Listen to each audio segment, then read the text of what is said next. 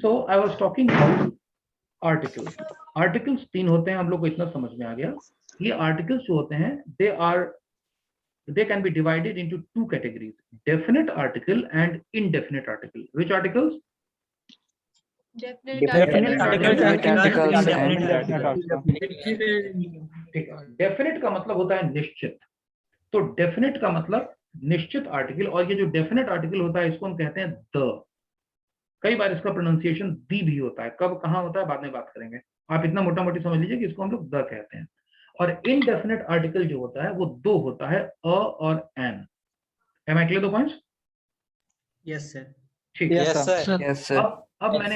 अब मैंने आपको जो अभी पॉइंट्स लिखाया है उसमें मैंने पॉइंट्स लिखाया है कि आर्टिकल्स को यूज किया जाता है नाउन के पहले। तो इसका मतलब कि हमको थोड़ा सा नाउन को समझना पड़ेगा। नाउन समझ लेंगे तो नाउन की कैटेगरी के हिसाब से हम आर्टिकल को उसके आगे लगाते हैं। लेकिन एक और जानकारी समझ लीजिए, आर्टिकल 2 तरीके का होता है, डेफिनेट और इनडेफिनेट। कई बार आप लोग क्लास के दौरान इस बात को कई बार बोल देते हैं और कहते हैं कि maid is cleaning the room.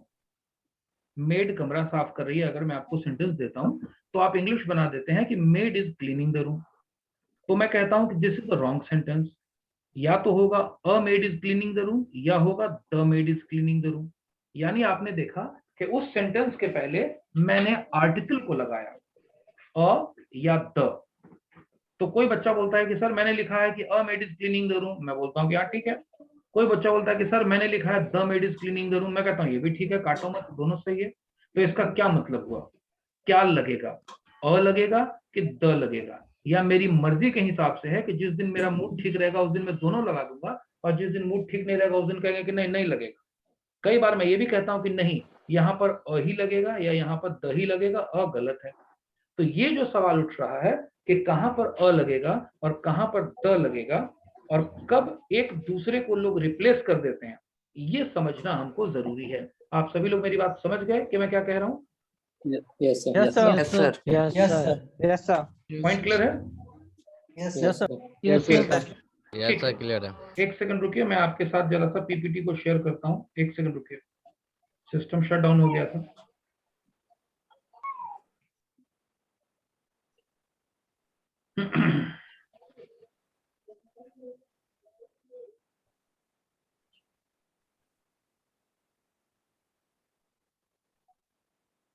मैं शेयर कर रहा हूं।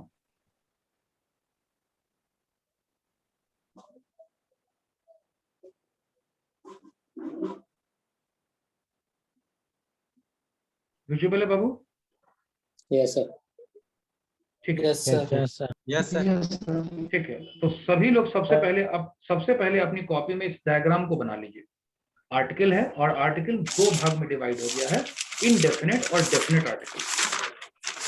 इसमें अ और ऑन, देखो किसी का माइक्रोफोन बहुत आवाज कर रहा है बेटा। अ और म्यूट कर लो, म्यूट करके काम करो। अ और एन इनडेफिनेट आर्टिकल है और द इसमें डेफिनेट आर्टिकल है। आपका पहला सवाल का जवाब मिल गया कि आर्टिकल कितने होते हैं, कौन कौन टाइप के होते हैं, डेफिनेट आर्टिकल कौन होता है और इनडेफिनेट आर्टिकल कौन होता है। एक बार भी इस पिक्चर को देखोगे तो तुरंत दिमाग में तीनों चारों चीजों का जवाब आ जाएगा। अच्छा, थोड़ी देर में ये कनेक्शन कट हो जाएगा तो आप लोग दोबारा से रिज्वाइन करेंगे।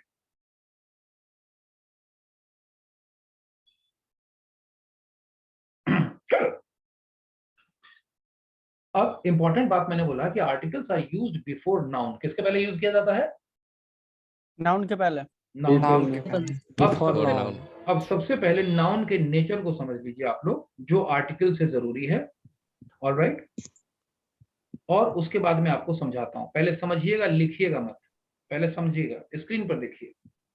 There are several categories of noun. Noun बहुत तरीके का होता है, लेकिन अभी जो हमको समझना है वो ये समझना है कि आर्टिकल को समझने के लिए कि नाउन 2 कैटेगरी में आप बांट सकते हैं। ये बेसिक कॉन्सेप्ट समझ लीजिएगा तो आप आर्टिकल में जिंदगी में कभी नहीं गड़बड़ाइएगा। बेसिक कॉन्सेप्ट समझ लीजिए। नाउन को 2 कैटेगरी में बांट सकते हैं, कॉमन नाउन और प्रॉपर नाउन। कॉमन नाउन का मतलब क्या हुआ? कोई भी चीज जो कॉमनली बोली जाती है, जो किसी का भी कॉमन नाम है। और प्रॉपर का नाम मतलब होता है स्पेसिफिक नाम, एकदम स्पेसिफिक। फॉर एग्जाम्पल, अभी कोई दरवाजा खटखटाए और मैं जानता नहीं हूं कि सामने वाला कौन है जिसने दरवाजा खटखटाया, तो मुझे तो नाम मालूम ही नहीं है। तो मैं क्या करूंगा कि उसका मैं कॉमन नाम इस्तेमाल करूंगा। एक लड़का दरवाजा खटखटा रहा है या एक लड़की दरवाजा खटखटा रही है। Am I clear the points? तो ये जो लड़का या लड़की जो हो गया ये कॉमन नाम हो गया, यानी कॉमन नाउन हो गया। आप लोग मेरी बात समझ गए? Yes, sir. अब वही मैं कॉमन नाम नहीं इस्तेमाल करूं, एकदम उसका जो प्रॉपर नाम है वही इस्तेमाल करूं। क्या रे ये यस सर। कि अरे ये तो राजू दरवाजा खटखटा रहा है, अरे ये तो सुनील दरवाजा खटखटा रहा है, या अरे ये तो सुनीता रे दरवाजा खटखटा रही है।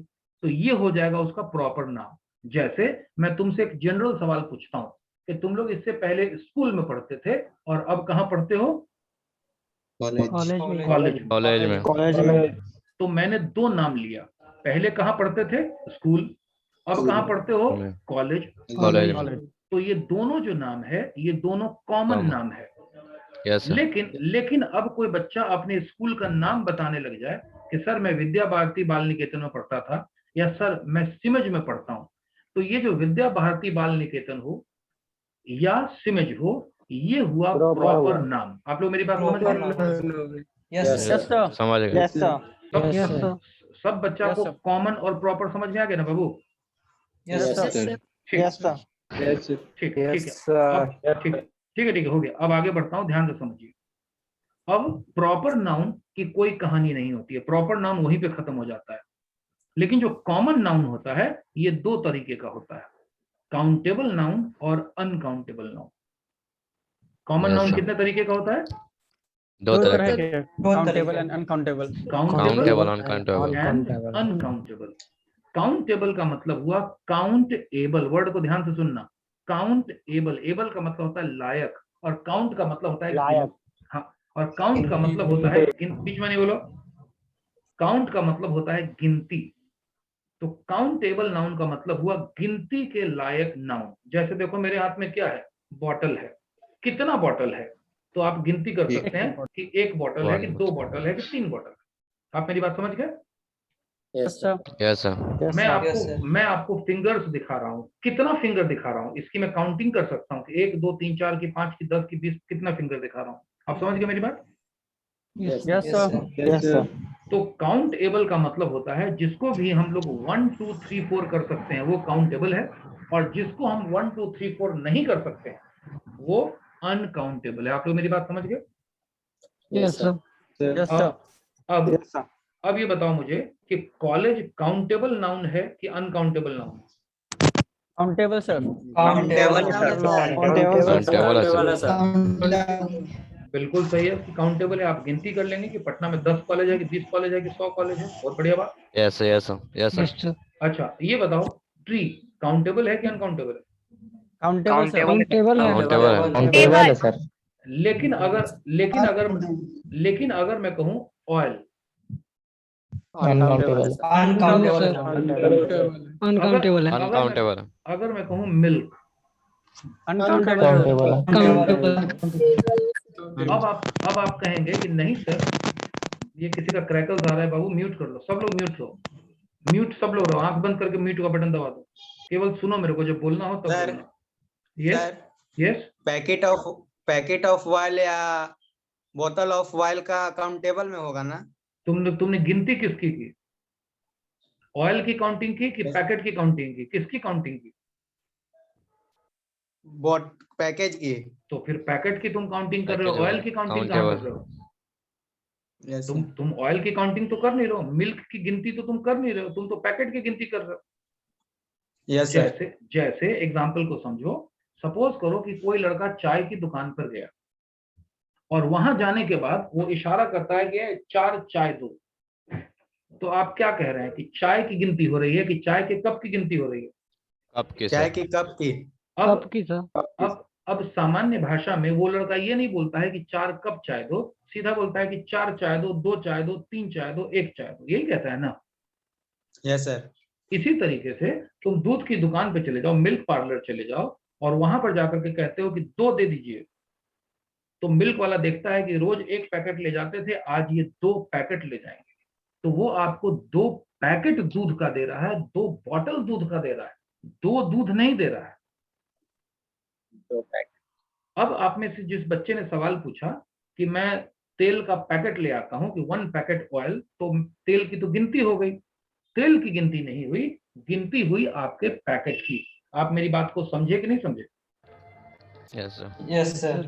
अब आप एक पैकेट लेकर के आइए, चाहे एक ड्रम लेके आइए, चाहे 100 ड्रम लेकर के आइए, गिनती ड्रम की हो रही है, गिनती पैकेट की हो रही है, गिनती पाउच की हो रही है, गिनती बॉटल की हो रही है। तेल और दूध और पानी की गिनती नहीं हो रही है। इस बात को आप समझ गए? Yes sir. यस अब इसका एग्जाम्पल एक और देखो। कई बार डॉक्टर्स होते हैं, होम्योपैथ में खास करके, तो वो दवाई देते हैं आपको, लिक्विड का इतना सा बॉटल देते हैं, छोटा सा शीशी देते हैं, छोटी सी, और कहते हैं कि 4 बूंद दवाई लीजिएगा। अब बताइए गिनती किसकी हो रही है? दवाई की गिनती हो रही है? बूंद की। हाँ, बूंद की हो रही है। बिल्कुल सही है। वो दवाई की गिनती नहीं हो रही है, अब गिनती हो रही है बूंद की, कि 2 बूंद लेना है, कि आंख में डालना है, कि 1 बूंद डालना है, कि 5 बूंद डालना है। आप मेरी बात समझ गए कि नहीं समझ गए? Yes sir, understood. चलिए, बहुत अच्छी बात है। इन सब का मैं एग्जांपल भी दूंगा, अभी केवल दिमाग में आपके मैं कॉन्सेप्ट डाल रहा हूँ। अब जरा ध्यान देते हैं। तो नाउन को हमने काउंटेबल नाउन बना दिया, सॉरी कॉमन नाउन बना दिया और प्रॉपर नाउन बना दिया। प्रॉपर नाउन की कहानी वहीं खत्म हो गई। कॉमन नाउन को हमने काउंटेबल बना दिया, अनकाउंटेबल बना दिया। अनकाउंटेबल नाउन की कहानी वहीं खत्म हो गई। अब अगली बात आती है काउंटेबल नाउन। तो जो काउंटेबल नाउन होता है, इस काउंटेबल को हम 2 कैटेगरी में बांट सकते हैं, सिंगुलर एंड प्लूरल। आप मेरी बात समझ गए? Yes sir. ठीक है। Yes sir. अब इन्हीं नाउन का जो आप सीरीज देख रहे हैं, जो ऊपर से चला था, जो कि नाउन पहले कॉमन बन गया, फिर प्रॉपर बन गया, फिर काउंटेबल बन गया, फिर अनकाउंटेबल बन गया, फिर सिंगुलर बन गया, फिर प्लूरल बन गया, इन्हीं के साथ आर्टिकल का इस्तेमाल किया जाता है। आप मेरी बात समझ गए या नहीं समझे? Yes sir. Yes sir, loud and clear. Yes sir. Yes sir. अब सबसे पहले कॉपी में इसको उतार लीजिए, जो आपके स्क्रीन पे दिख रहा है, काम की चीज है। कनेक्शन अभी कट हो जाएगा, तो आप लोग दोबारा से रिज्वाइन करेंगे।